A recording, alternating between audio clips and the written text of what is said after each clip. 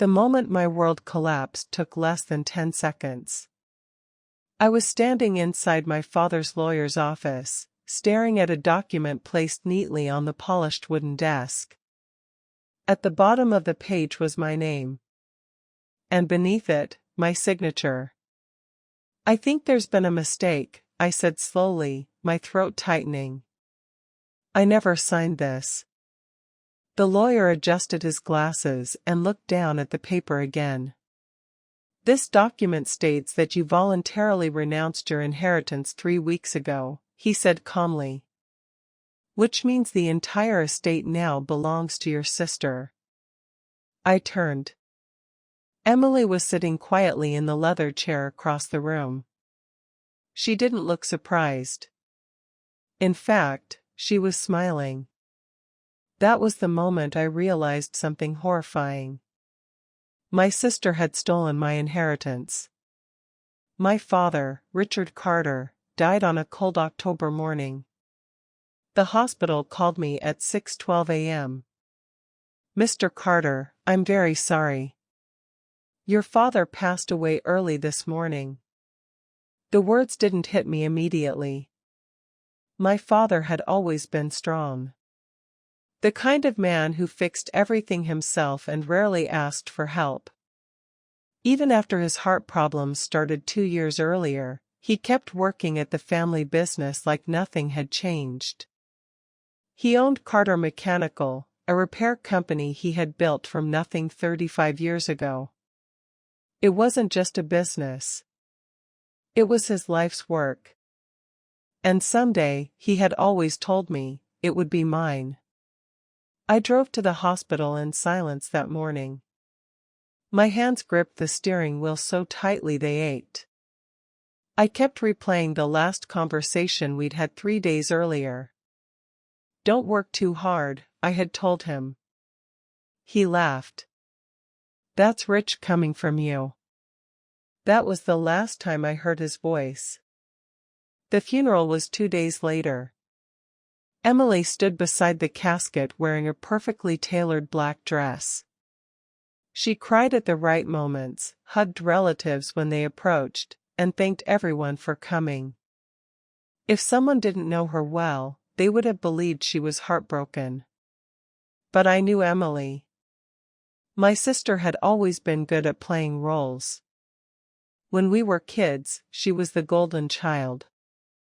Perfect grades. Perfect smile. Perfect manners. Our parents bragged about her constantly. "Emily is going to do amazing things one day," people would say. Meanwhile, I was the kid who spent weekends in the garage with Dad learning how to rebuild engines. Emily went to college in another state and studied marketing. After graduation, she bounced between jobs, always claiming the companies didn't appreciate her talent. Eventually she moved back home. Dad let her stay in the guest house behind his property. "She just needs time to figure things out," he told me. But something always felt off. Emily had a way of manipulating people without them realizing it. And Dad, despite being a tough businessman, had a soft spot for her. Still, one thing had always been clear. The company was mine. I had worked there since I was 16. I knew every client, every employee, every machine in the shop. Dad had said it himself dozens of times. "Someday this will all be yours, Alex." That's why the meeting with the lawyer 2 weeks after the funeral didn't worry me. I walked in expecting paperwork and maybe some complicated financial details. Instead, I walked into a nightmare. The lawyer, Mr. Whitman, placed the document in front of me. "This is the renunciation form you signed," he said. I stared at it. The signature looked exactly like mine. Every curve. Every line. But I knew I had never signed it. "I've never seen this before," I said. Whitman frowned slightly. "Well, it was notarized." And it was submitted with proper identification. My stomach dropped. What identification? He pulled out another folder. A copy of your driver's license. Emily finally spoke. You probably forgot, she said casually. You were pretty stressed after Dad died. I turned toward her. I didn't forget, I said. She shrugged. Well, the paperwork says otherwise. The lawyer continued. Because of this document, the will transferred the entire estate to Emily Carter. That includes the house, the business, and all financial assets. The room suddenly felt smaller. How much is the estate worth? I asked quietly. Whitman hesitated. Approximately $3.8 million. $3.8 million. Gone. Just like that. I looked back at Emily. Did you do this? She leaned back in her chair. Do what? Forge my signature. She laughed softly. That's a serious accusation, Alex. You're the only person who benefits from this. Or maybe, she said sweetly, you signed it and now you regret it. My fists clenched. I wanted to flip the desk over. But something stopped me. My father's voice echoed in my head. When people lie, let them talk. So I took a slow breath. Fine, I said. If that's how it is. Emily smiled wider. I'm glad you understand. But what she didn't understand was this. I wasn't giving up. Not even close. That night I sat in my apartment staring at the document again. There had to be something wrong. My signature looked real. Too real. But there was one detail that bothered me. The date. 3 weeks before Dad died. At that time, I had been working 12-hour shifts at the shop because Dad was in the hospital. I barely had time to sleep. Why would I randomly go sign a document giving away everything? The more I thought about it, the more impossible it seemed. So I called someone who owed me a favor. Marcus.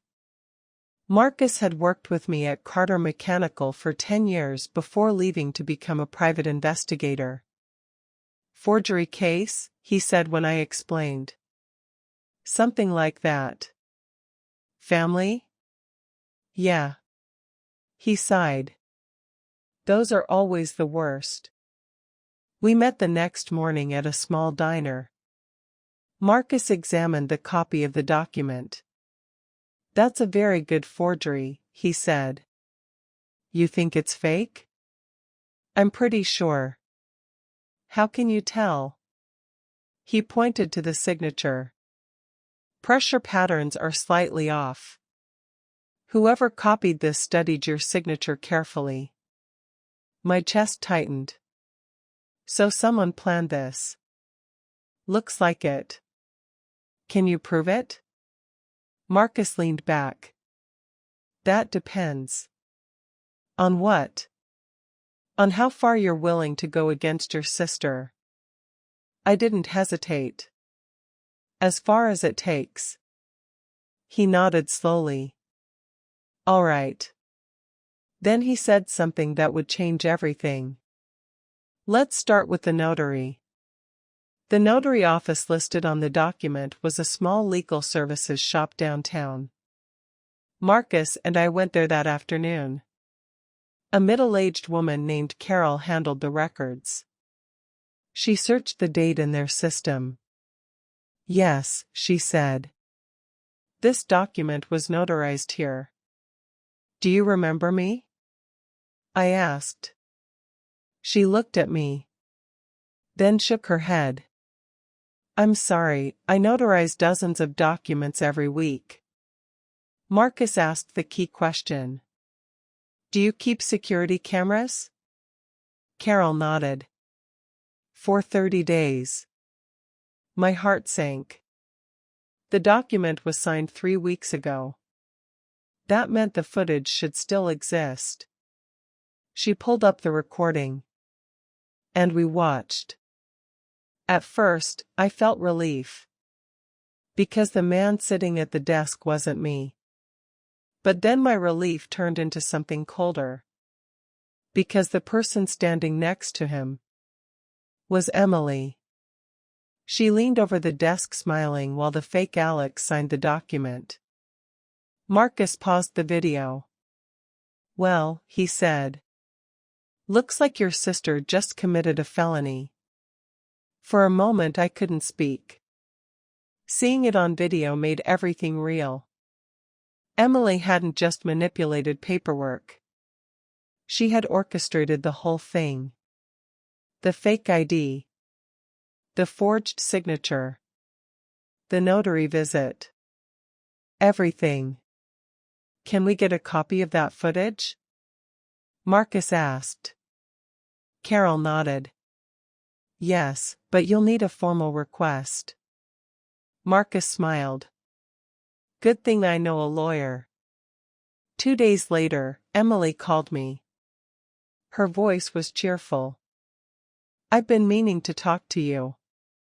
Oh yeah? Yes. Since I own the company now. I think it would be best if you found another job. I laughed quietly. You're firing me? It's just business. I could hear the smugness in her voice. The arrogance. She thought she had won. You know something funny? I said. What? I watched a movie yesterday. Oh? Yeah. It was about someone who forged legal documents. Emily went silent. In the movie, I continued calmly, they also used a fake ID at a notary office. Now her breathing changed. What are you talking about? I smiled. The movie had security footage. Dead silence. Then she whispered one word. What? That's the problem with cameras, I said. They remember everything. For the first time in her life. My sister sounded scared. And our war had just begun.